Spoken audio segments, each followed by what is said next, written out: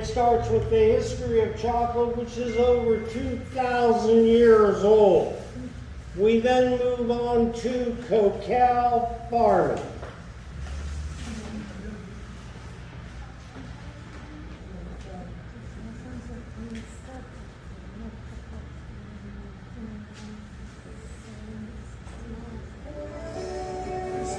When someone mentions chocolate, just watch the smiles appear. This magical food, shared and enjoyed to celebrate our happiest occasions, has held a special place in our lives for more than 2,000 years. Even scientists refer to it as Theobroma cacao, the food of the gods.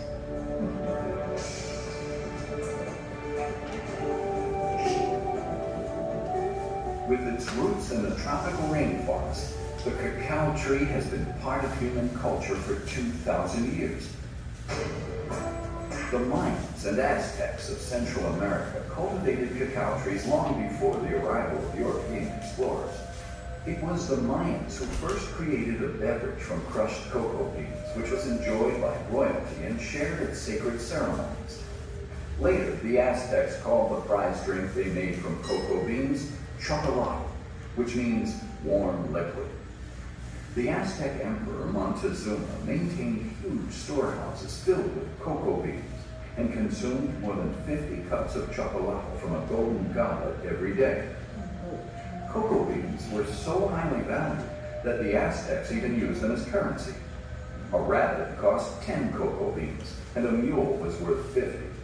When the Spanish explorer Hernando Cortez arrived in Mexico in 1519, the Aztecs thought he was a god.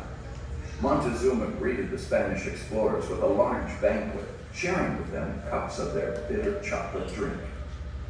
Cortez later wrote to the King of Spain, "One cup of this precious drink permits one to walk a whole day without taking nourishment." Intrigued by the Aztec drink, Cortez took it back to Spain and experimented with chocolate, adding sugar to make it more agreeable to Spanish tastes. Served hot, this new version of the chocolate drink quickly found favor with the Spanish nobility. Today, the U.S. military includes chocolate in its rations, and chocolate has been taken into space as part of the diet of our astronauts.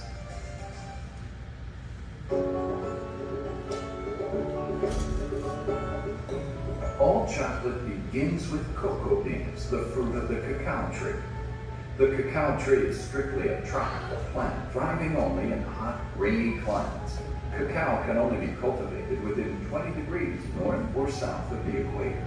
This delicate tree needs protection from direct sun and wind, and is usually planted under a canopy of taller trees, which provides the necessary shade.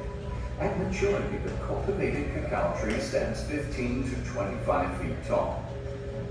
Tiny pink or white flowers grow along the trunk and main branches of the tree.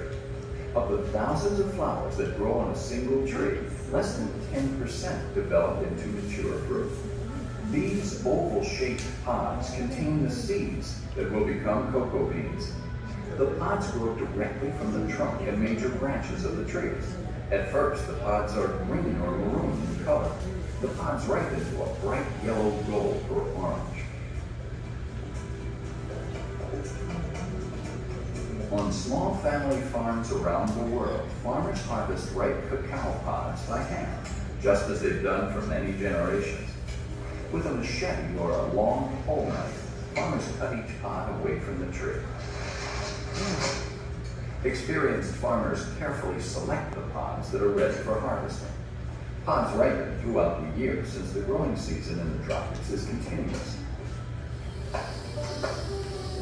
After harvesting, the pods are split open, and about 50 light yellow-colored seeds are scooped out, along with a sugary gelatin-like pulp, and placed in sturdy sacks or other containers.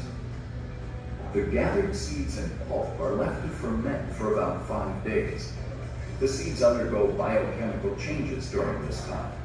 Flavor develops, bitterness subsides, and the light yellow seeds turn a rich shade of brown. Once fermented, the cacao seeds become cocoa beans, and they begin to develop the familiar flavor and aroma of cocoa. Like any moisture-filled fruit, the beans must be dried to be preserved. Spread on racks or mats, the beans are turned frequently during this 5 to 7 day process. This can be done on the farm or at a processing plant. The dried beans, now called raw cocoa, are bagged, taken to market, and shipped to chocolate manufacturers worldwide. When we left the film, cocoa beans were in 200-pound burlap bags. First stop, a destoner. Uses vibration. Separates the cocoa beans from rocks, twigs, other nasty things. Next, we wash the beans and then roast them. 2 ways you roast cocoa beans. Low temperature, long time, mild flavor. High heat, short time, strong flavor. We use both. Once the beans have been roasted, they look like this. Look a lot like almonds. Paper shell on there we gotta get rid of. Put them in a winnower. Uses centrifugal force, the beans bang around. The paper shell flakes off, very light. Vacuum sucks the paper shell up. Meat of the bean bangs around until they shatter, becoming cocoa nibs. That's what Montezuma made his drink out of. We take the nibs, put them through a roller grinder. First place, we differ from the big companies.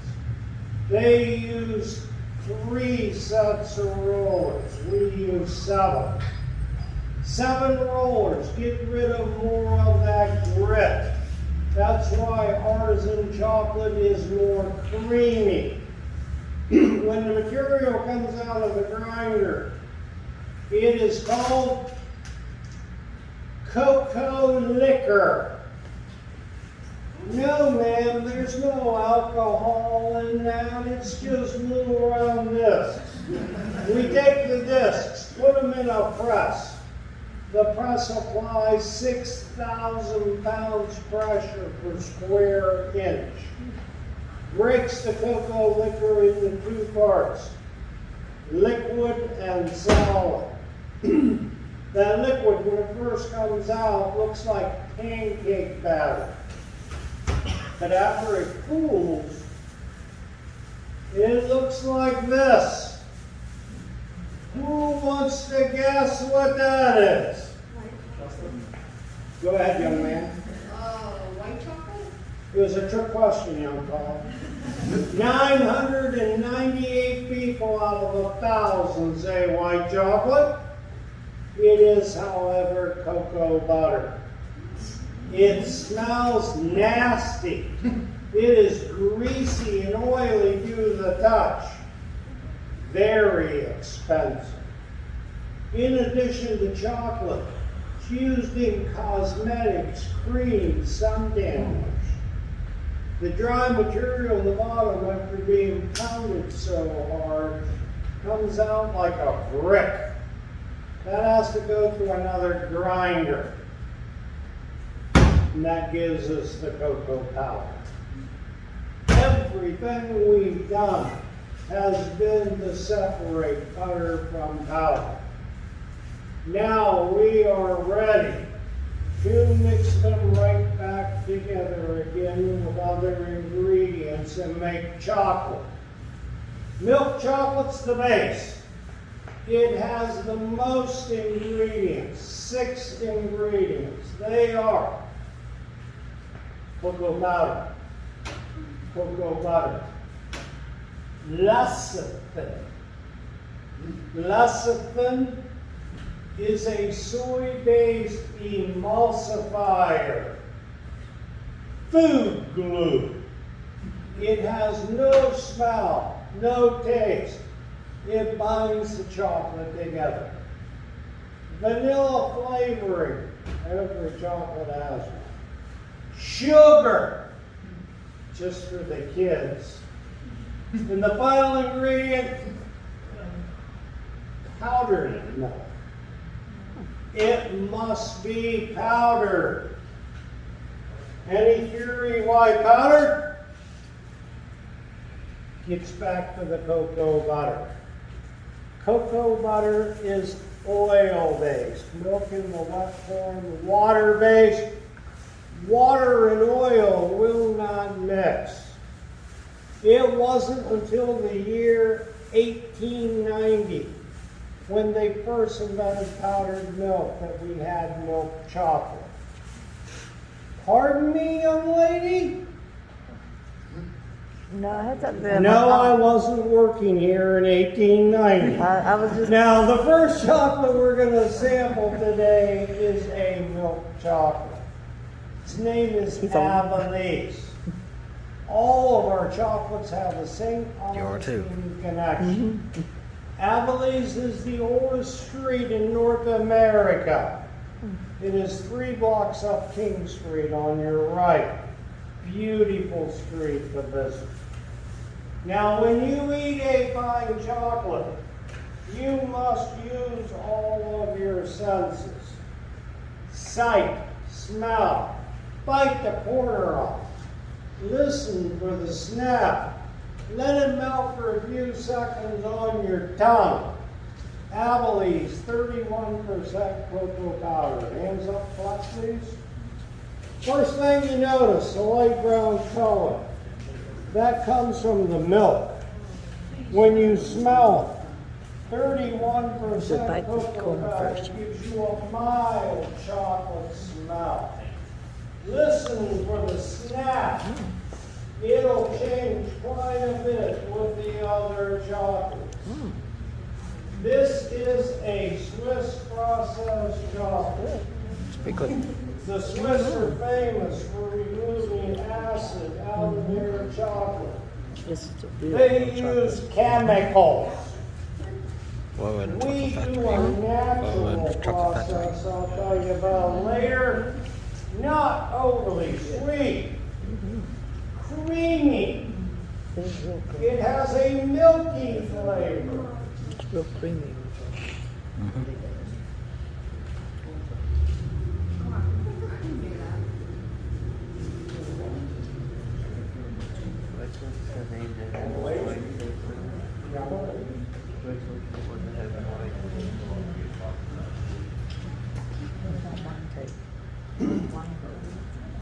Did you like it? Yes, very good. Our best-selling milk chocolate. Very good. Anything in the store that is covered in a milk chocolate will be done in the Avalese. Now, not sampling white chocolate. I want to explain white chocolate. White chocolate has only 5 ingredients. The recipe for white chocolate: take out the cocoa powder. There is no cocoa powder. It is not chocolate. Why, yes, sir. That is an excellent question. Thank you for asking. How the heck is that chocolate? According to the Food and Drug Administration, as long as the only oil in your chocolate comes from cocoa butter, you are chocolate. It is the butter, not the powder, that gives you chocolate.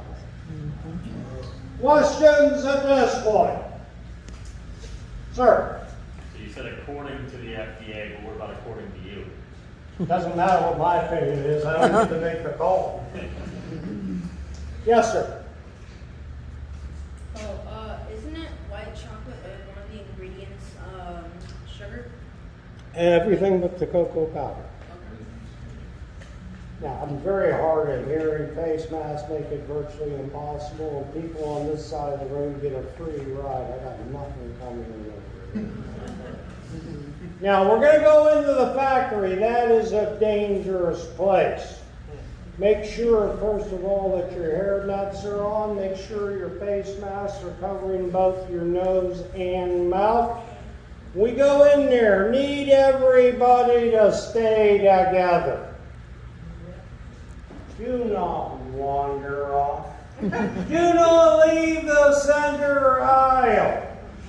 There are sharp things, hot things. Things can fall over on you.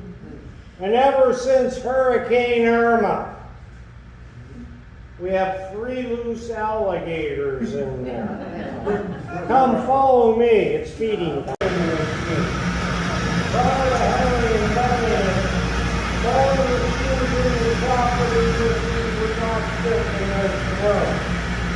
The 14th unit. Everything starts with a mounter. This big white head is a mounter. Talk about templating in a minute. This is the computer that drives the motor. In this case, we have plain enough chocolate coming into the hopper. If we want to flavor it like orange, there'd be an additional tube here to add more enjoy. Mixed in the hopper. From here, advances the mold. The hopper is still being slow. Then the noise, vibrating. Very important. You gotta get rid of the air pocket so it's solid. That's why it's Mold forward. goes up and down that first Even air pockets are up and down the second. A 35-degree strip, 58 degrees. Inspector and pass right there. This is our only automated process. This is where we make all the tasting squares. Those are tasting square molds right there. Yesterday we ran seashells. We made 22,000 seashells in 6 hours. Process 1. Machine molding. Everything else we do by hand. Now, the tempering process. Over here on your left, 3 more tempering tanks. White chocolate, milk chocolate, dark chocolate. The tempering process. If you ever left a candy bar in your car in the summertime, hopefully you put it in the fridge. When you cook it out, it looks weird. It's white on top. That chocolate's out of temper. You temper steel and you temper glass to make them strong. That's what we're doing here to the chocolate. Raising and lowering the temperature between 80 and 88 degrees on a continuous cycle. Makes it strong so it holds the shape. Shiny on the outside. Crisper when you bite it. Creamy on the inside. Chocolate out of the fridge is white. That is the cocoa butter separated from the powder. It is time to eat. Now this is the second chocolate making area. This is where we can have candy bars, nut clusters, novelty items like Gator Pops. Gator Pops are made with a 6-gator ball. Gator Pops. Step 1. The tempering meter should be hooked up to the meter. Adjust the meter to figure out the right way of chocolate. Fill each figure individually.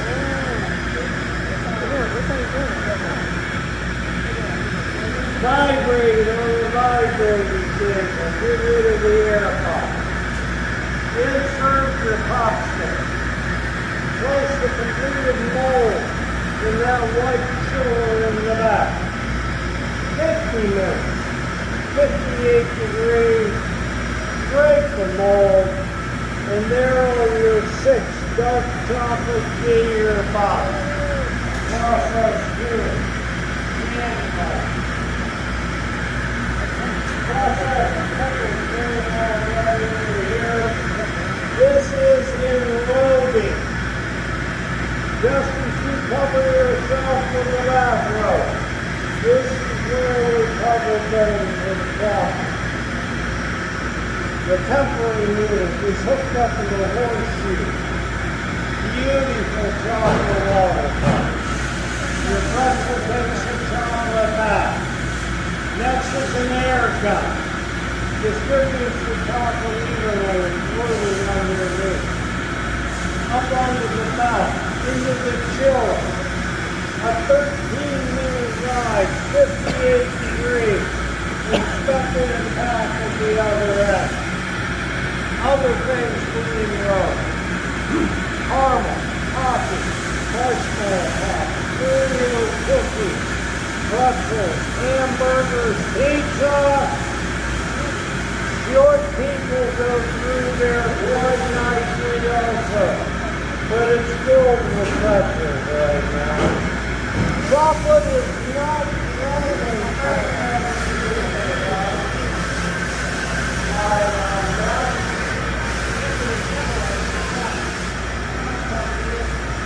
You gotta get those pretzels, put them in the thing. Over in the corner on your right, you'll see something looks like a postcard. That is a gelato. Gelato is Italian ice cream. It's thicker, richer, less air, less fat. We make 22 different kinds of gelato, and I guarantee any of them that have either chocolate or caramel hey, darn good. You're going to have tears through your teeth. Speaking of tasting good, this is where we make the fudge. 15 different types of fudge. We make our fudge exactly the same way you make your fudge at home. 30-pound pots at a time, just like in your kitchen. Now some of my favorites are the dark chocolate caramel with sea salt. The vanilla caramel peacock. The chocolate coconut is like a mountain bar on steroids. Now we're going to back up to the dark chocolate. Go that way now.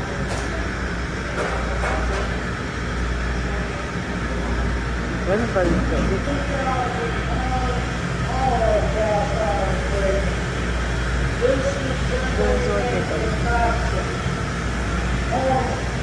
With a nice pot.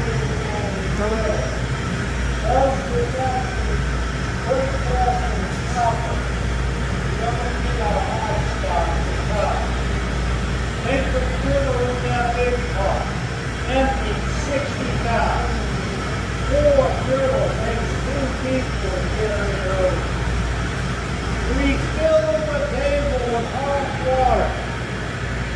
When we pour the griddle, it is 375 degrees when it hits that table top.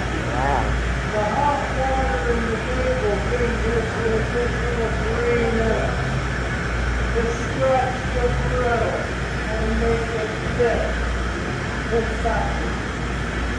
Now, get your pan ready for the action. So that much Do involved. not touch that nose. Over at the molding machine yesterday, we made 22,000 seashells in 6 hours. Using this machine, we can have 4,000 seashells an hour. You feel the shells when they have rotating discs, which is located right here. The machine mechanically senses a piece of chocolate. Foil pulled forward and cut. Shells on a metal rod, shoved under the foil. 4 metal plates, 1 from each side, tuck the foil underneath. Drop the shell in the hard mouth, the fruit comes down. Seals the shell without breaking. And it looks an awful lot like this.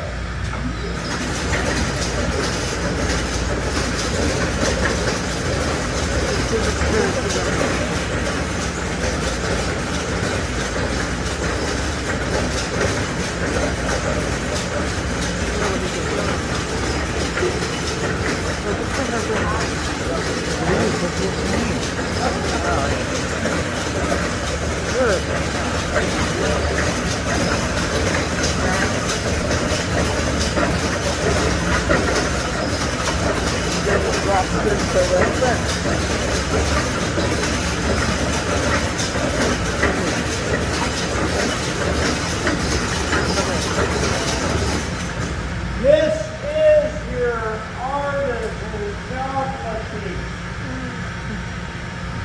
It is a Valencia milk chocolate milk.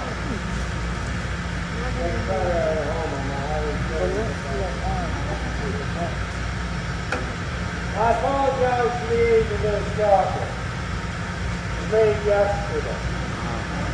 Freshness is another major difference. These shells will be in our stores next week.